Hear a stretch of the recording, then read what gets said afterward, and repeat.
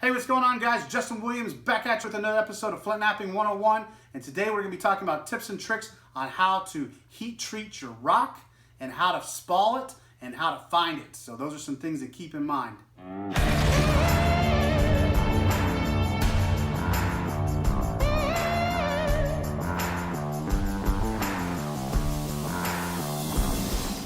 All right, guys, well, hopefully you got some great tips and tricks on percussion, pressure flake, and notching. Now I want to talk to you about how to locate and find different types of stones, and then also how to process these giant nodules.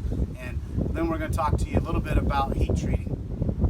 So let's first talk about different locations of finding stone. Now it's very particular and very challenging, but some areas to keep in mind is out west you got everything from obsidian to dacite. You start getting into Texas area, you got your Georgetown, you get into the Ozarks, and the Ozarks are awesome because we have several different stones, everything from Reed Springs to Pedernales. We've got Burlington, one of my absolute favorites. So several tons of different awesome rocks.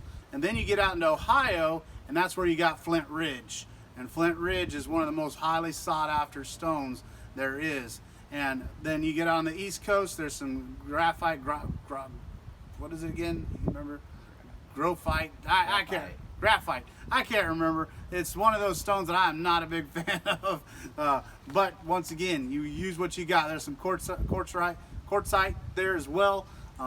Stinking brain surgery, guys. But that's just a handful of different stones that I'm giving you some insight on. But what you do is you do research on your area to find out the different types of stones and the different places to keep in mind of where to find them. And so for here in the Ozarks, we find a lot of the Reed Springs and Pedernales and stuff like that. There's just several different types that are along the water's edges. And so finding them on hillsides next to the rivers and lakes.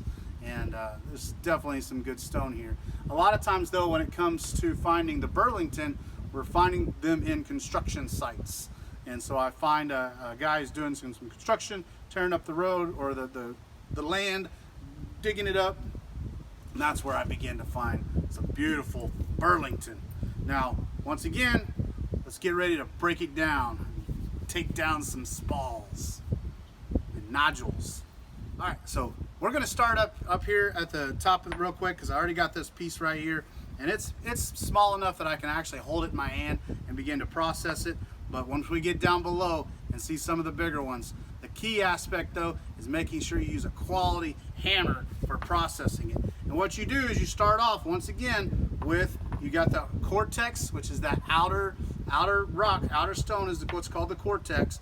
And once you process through that, that's what you're trying to do. You're looking for stones, especially when it comes to Georgetown and Burlington. You want to find them oval shaped, round shaped, just something flat and rounded. And what you'll do is that's when you come in, and a lot of times because of it's rounded, you're just having to angle it down and come in to begin to process it. And you strike it, and then you feel the inside to see if it's smooth. If it's nice and smooth, then that's a keeper. That's a rock to hang on to. Then you come over here, same thing. Check it out. Just by doing some testing to find out if any of these are sharp enough, worth keeping. And they are. Another large piece.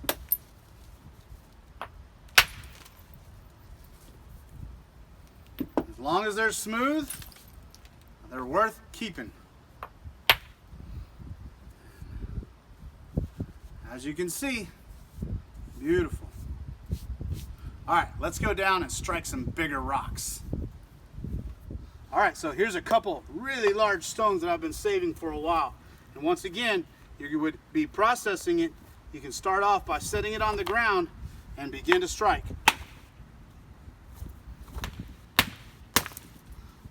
All right, so there's the first strike. And that one's a little off.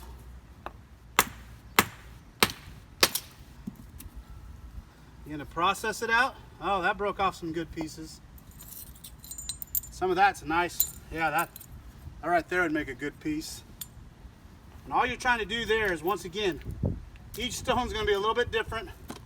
be a little bit more aggressive and challenging. That was a nice piece right there too. Processing it out. A lot of this stuff too, we're just trying to get it down to workable shapes, like so, and these will be able to be heat treated and fired. Here's another giant piece that I've been saving for a while. There's no way in heck that I could probably bust this one out right now because of my health and energy, but this size spall right here, guys, this is the way to go. So this being my absolute one of my favorites, I've been saving for years and years and years. There's no way I could pop it open because I just don't have the strength in me anymore. But once again, that is your nodule. That's a beautiful, giant, large nodule that you're looking for. But you also want to look for different shapes like I got back in here. Some of these are going to be smaller ones, but they're oval shaped. This could be one we could easily pop open.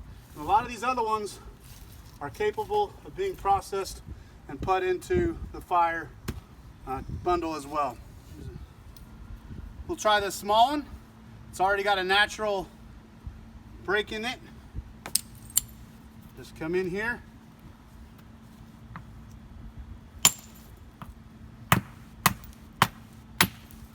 You can begin to just test it out.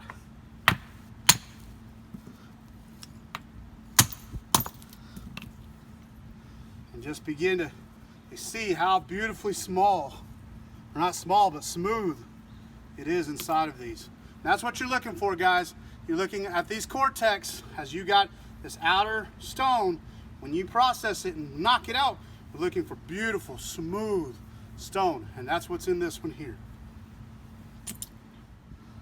All right, so that was processing out our nodules. Once again, it goes from a nodule, and the larger flakes, larger sections become your spalls, and then your spalls become your flakes.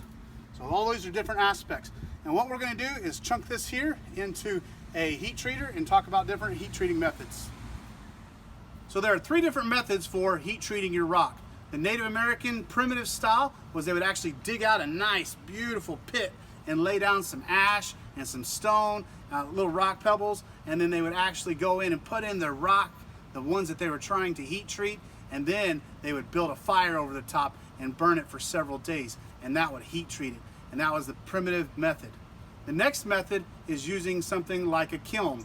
A kiln is a beautiful way, but you want to make sure that it's set up for heat treating rock and that you can adjust it. And so you have your fire kiln, and that was a beautiful method as well. It's a little more expensive.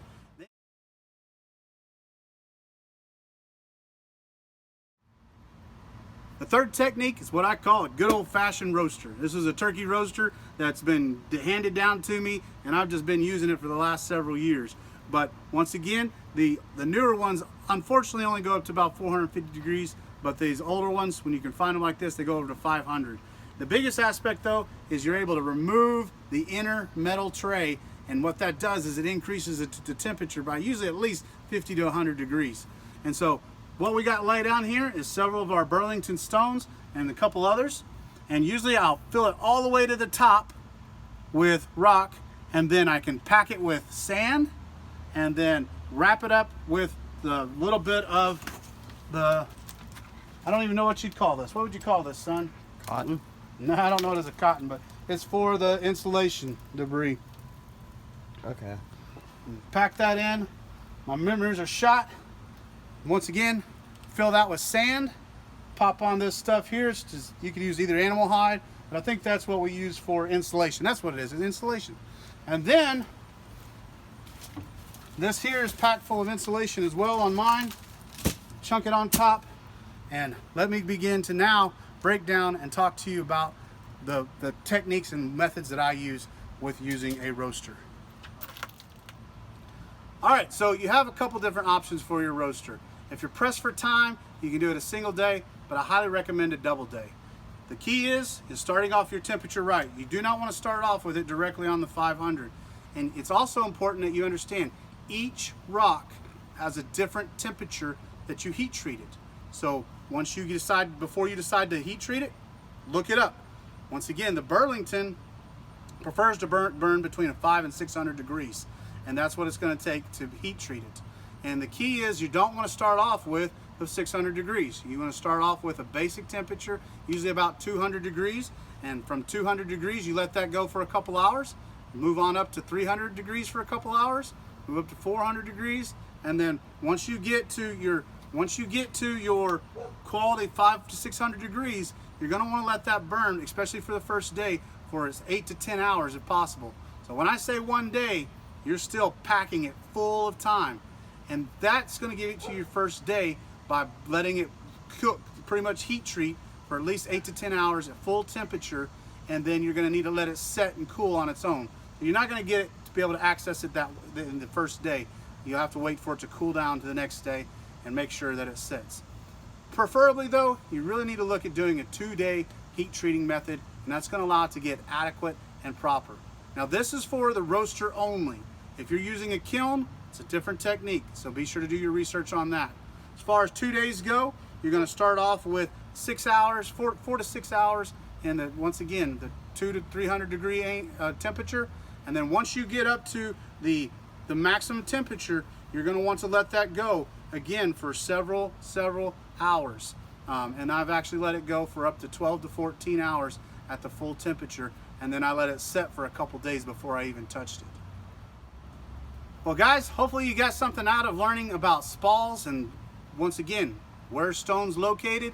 Each of them are different, but a lot of times, like I said, the stones can be found in waterways, and find out where the Native Americans dwelt. That's a key. Find out where the Native Americans dwelt, and there's a really good chance that the stones are around them. And so that's their key aspect. So not only can you look for stones to make your own arrowheads in Flint Knap, but you can also look for arrowheads that they may have left behind.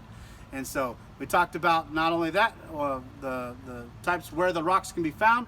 We talked about the spalls and striking them. We talked about using the different techniques for heat treating your stone. So hopefully you got some tips and tricks and things that you can apply. Once again though, if you're really just wanting to get into flint knapping, you can definitely get started with getting you a basic flint knapping kit, and you can buy those with some stones that'll come with it. So the biggest principles I want you guys to take away from my Flint Knapping 101 series is to dive deeper. And for you guys, this is primarily for people who aren't real experienced in flint knapping. If you're an expert flint knapper, then enjoy the video, but you're probably not going to learn anything. But for you guys getting started, hopefully you guys got something out of it. We're going to wrap up this series with our next episode on Aboriginal flint knapping. We're just going to be highlighting some of those aspects as well. I'm so grateful for you guys. I appreciate you. Just continue to be praying for me, that I continue to fight cancer and stay strong. Love you guys. So grateful for your prayers and support. Be sure to share, subscribe, and stay tuned.